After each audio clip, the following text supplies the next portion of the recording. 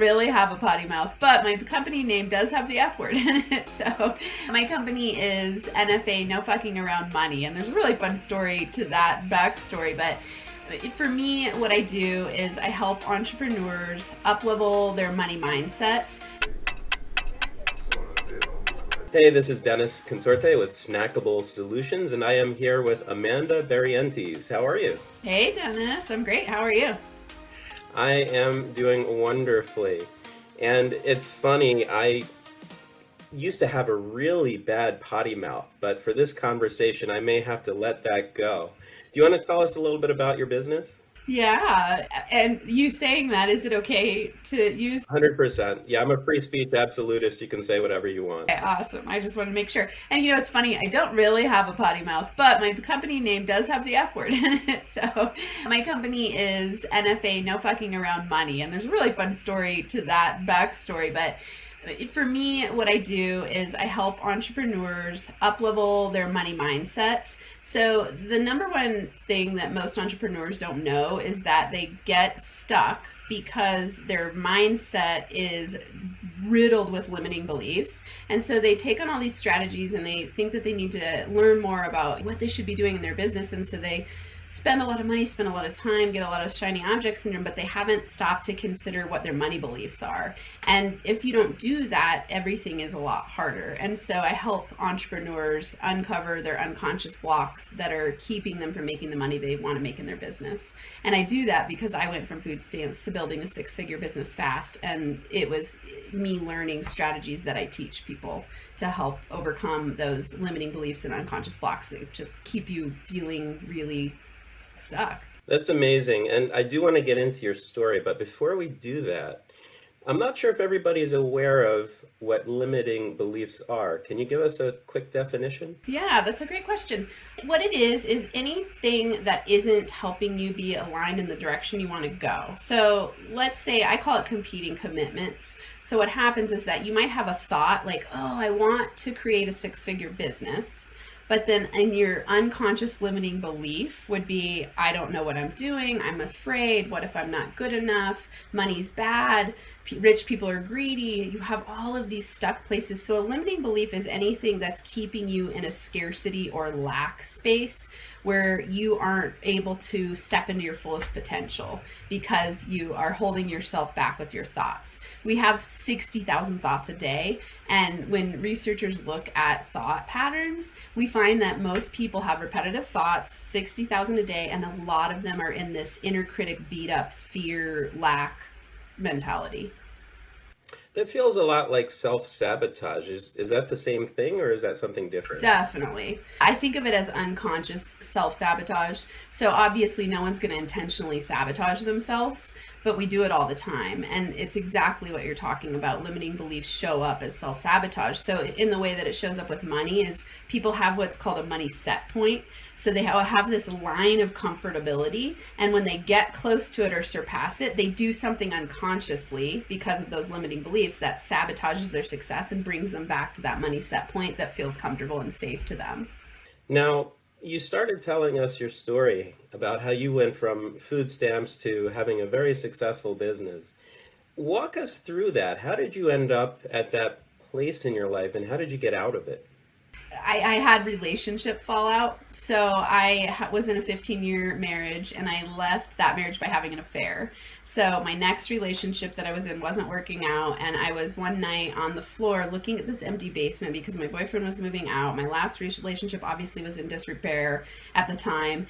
And I was sitting on the floor just looking at what I'd created, and I was crying, and I had the thought, like, I'm the center of these problems and I got to do something different. And so I felt really stuck and really scared. And when I had this moment of clarity and I went like, I got to do something different. I've got to do whatever it takes.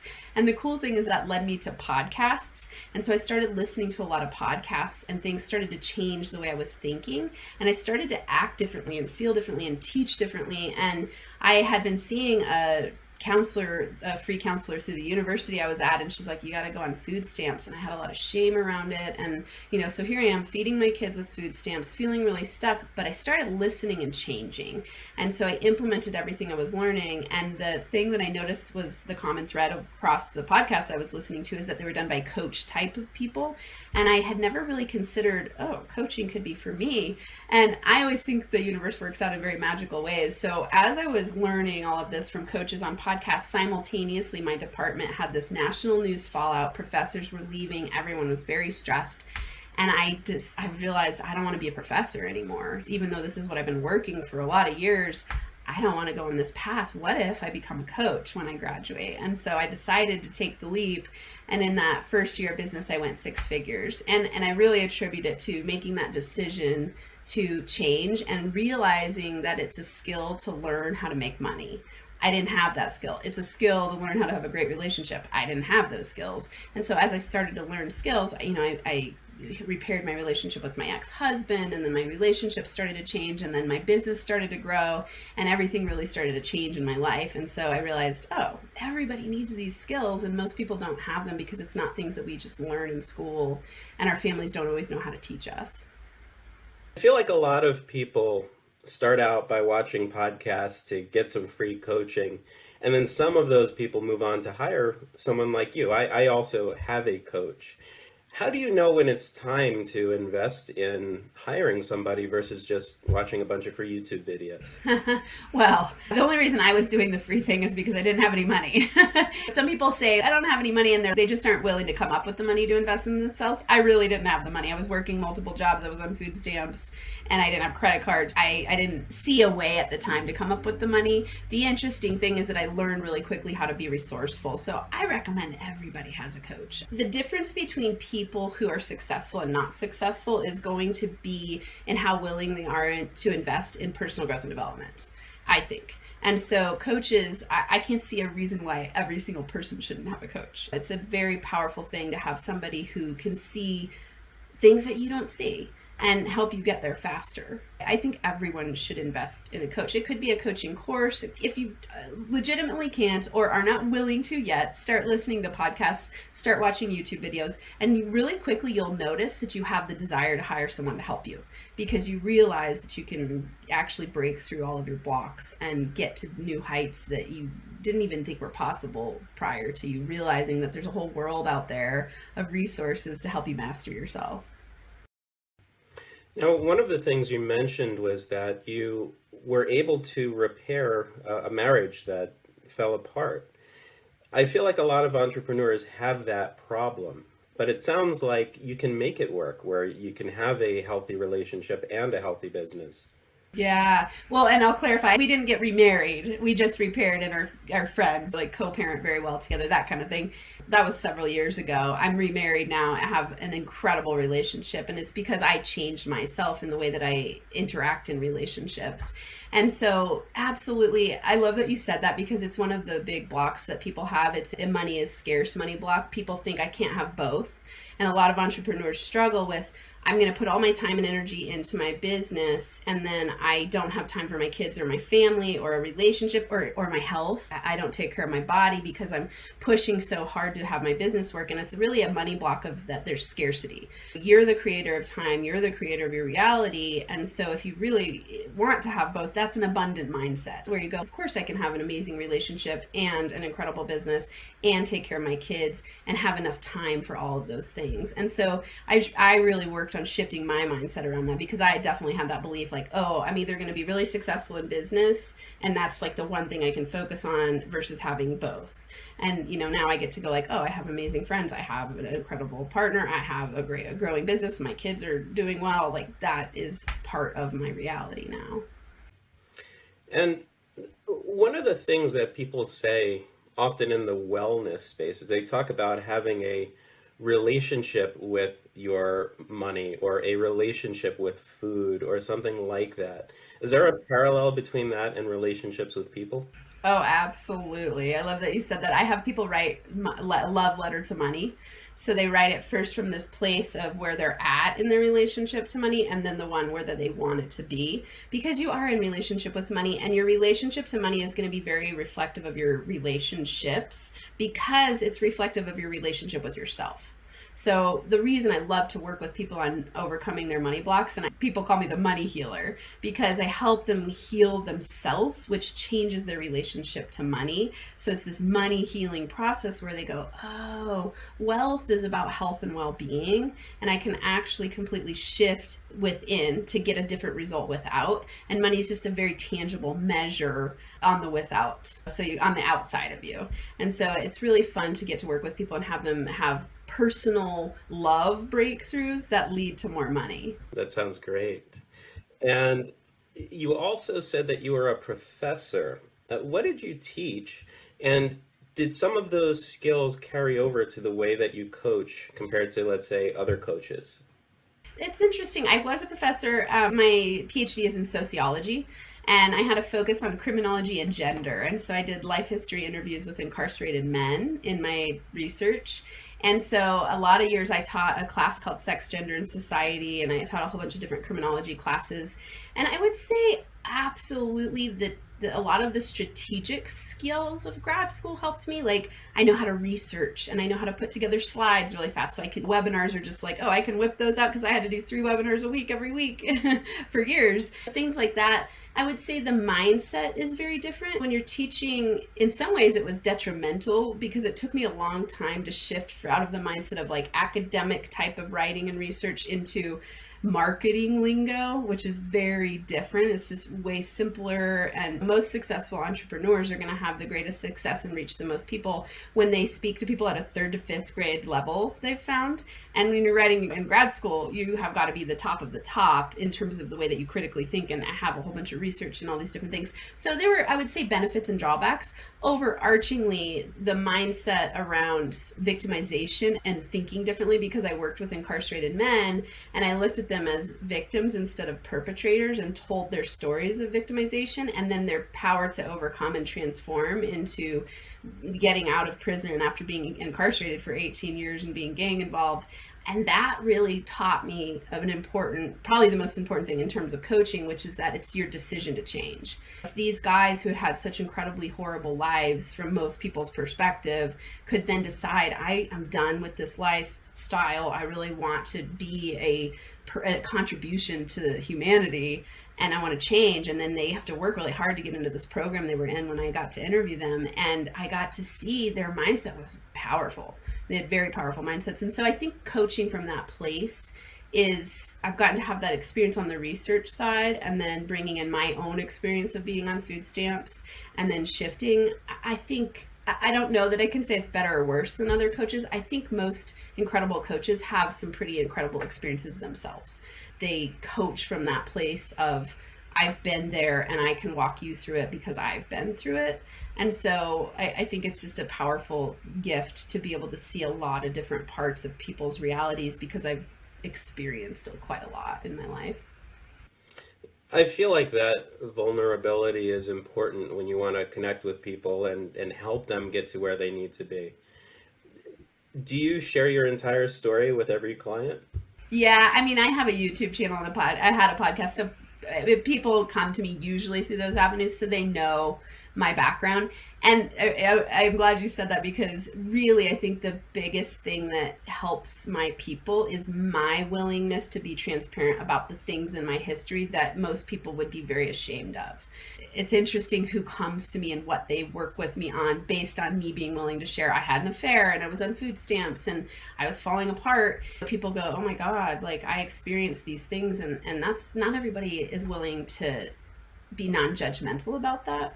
And I think the NFA brand is also huge there. People go like, oh, okay, she's NFA, no fucking around. She's open, she's revealed, and it makes it easier to talk to me. You know, I really come from that place of reducing shame and guilt and fear, and those are my big gifts I bring to the world. Like, let's help you get over the places where you want to hide, because when you're hiding, you can never expand into your fullest potential. When you have shame and guilt and uncertainty and doubt and a lack of self-confidence, it's going to be hard to grow your business to the fullest potential. Sounds like you've really helped people transform their lives.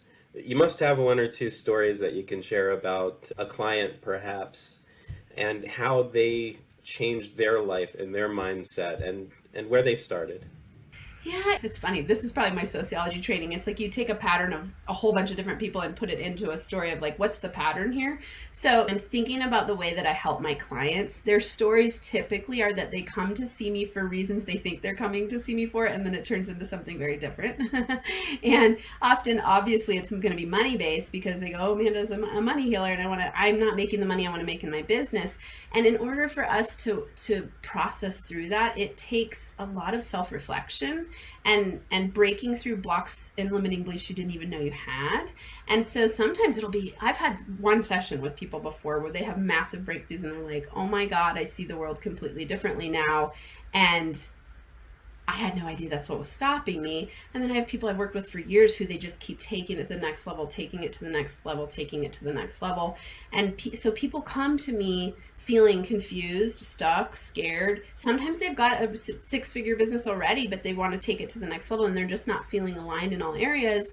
And then we'll have breakthroughs, and it creates them to feel more confident and less stress and to be more present and to enjoy the process of building their business. Because why would we want to create a prison out of our business? And why would we want to work like slaves all day long and not make money? Which is where people get stuck. And so I love helping people learn how to work less, meaning like effort less, and feel stressed about what they're doing. And then they make more and they have fun while they're doing it because they're in their zone of genius and they're really doing things that feel aligned for them. Because I don't think we were born with like a purpose where you have a purpose when you're born and that's the only thing you're supposed to do. I think we all have inspiration to be creators and to fulfill our highest values. And when we get to do that, money flows much more easily. But we have a lot of limiting beliefs and a lot of stuckness that keeps us from even seeing what it is that we want. So a lot of times people will come to me and go like, I don't even know what I want to do when I grow up, and they're 50 years old. And so I love helping. It's an unfolding, really, of yourself. So walk me through that process real quick. When somebody comes to you and they have an idea of what they want, and then you diagnose what they actually need, how do you get there? Do you have a system for doing this? Yeah, definitely. So my NFA Money Formula, in its simplest version, is that you've got to recognize and remove your blocks. So that could be any unconscious blocks that you have. So you've got to start to do strategies to recognize what they are. Then you start to reframe your reality, and then you get to rewire your brain, which creates different results. And that's through repetition. So first you've got to recognize what's going on, and you don't have to get to the ultimate why. It's not like, oh, I've got to go to the exact moment in my childhood that this got created. You just start to play with a discovery process of like, why would I believe this? And how can I start to see it more clearly so that then I can reframe it and choose consciously what I want to create? My whole process is based on Carl Jung's quote, until you make the unconscious conscious, it will direct your life and you will call it fate. And so we have unconscious blocks. 95% of us is run by our unconscious system. And until you start to awaken some of that, you're going to keep getting the same results over and over again. Fascinating. And with that, I think we're ready for my favorite part of this interview, our snackable solution. So could you tell us what your snackable solution is, and then just dive right into it? Yeah, so it's how to up-level your money mindset fast. The reason this is important is because it is impossible to get a result that you want to get if you are internally misaligned. And what that means is that you have competing commitments that I was talking about, these places where your unconscious is battling against your conscious. So you're saying you want one thing, but you're not getting the results because you're not taking action and you're having limiting beliefs around it. And so you've got to start to up-level your energy and your frequency and get really clear about first, what is it that you want? So number one, get clear about what you want. And you can do this by starting to follow your places of joy. So when you wake up in the morning and you do things that are just spontaneously inspired, that no one needs to tell you to do, those are clues to where your highest vibrational frequency lives, to where your places that you can attract opportunities your way because you're in a state of joy. Joy is a very high frequency, and it's when your mindset is more aligned. And you'll notice this with the things you just love to do, the things that give you energy, the things that bring you more joy. And if you're in that place more and more and more of the day, life gets so much easier. Money gets magnetized to you. So it's your job to start to discover what it is that you want, then take action in that direction. So do more and more of that every day. Start taking steps that are aligned, meaning that you're like, oh, I want this, and I take action for it. And then the third is let the universe bring those things to you. Okay, so you don't need to get stuck in thinking that I need to know all of the hows. Let's say you're just starting a business or you're just taking on a new project and you're at the very first step. You don't need to know the 100th step, the 1000th step. You just need to know today's step.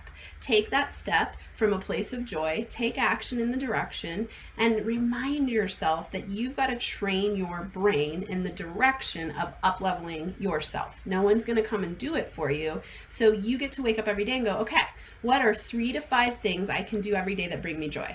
And so I call this an emergency shift list. So you want to shift your energy, you want to shift your mindset to focus on what it is you want to create, and then you take action in that direction, and then you watch the universe bring you more and more opportunities. So in an example of myself going from food stamps to 6 figures, I used to wake up every morning in a place of fear and doubt and uncertainty and panic, and that's all I focused on. So I was in a place of lack.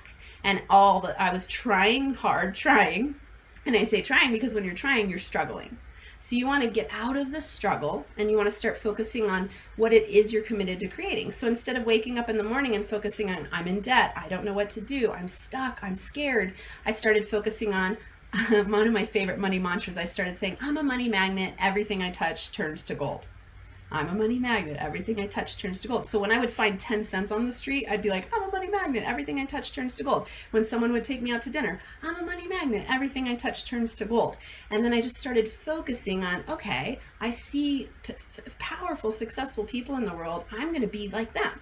And I started shifting my brain away from lack into abundance, and I started taking action, and then doors of opportunity started to open in my direction. So it's your job to up-level your money mindset on a daily basis and start to change yourself from within so you get a different result on the outside. So always remember, what you focus on expands, and your outer world is a reflection of your inner world. So if you don't like what you're getting on the outside, you've got to change what's within. And you want to do that by following your joy and taking action in the direction of your joy every day, and then watch your outer world start to shift. Amanda Barrientez, so glad to have you here. Can you let everybody know how to find you? They can go YouTube. I have all kinds of awesome free videos. So if they go to YouTube and type in NFA Money, find me there. I'm on Instagram, NFA Money. My website is nfamoney.com. I've got so many good things. If people want to even up level to the next, there's a free money mindset quiz called the Money Blocks Profile. So if they go to moneyblocksprofile.com, and then they can take it to the next level and do a rewrite your money story course. It's only $97, life-changing. I do this with all of my clients, and it brings a lot of money your way because you start to bring to your conscious awareness what your money blocks are and where they came from. Awesome. Thank you so much, Amanda. You gave us some great advice and some great stories too. Yeah, thanks for having me on.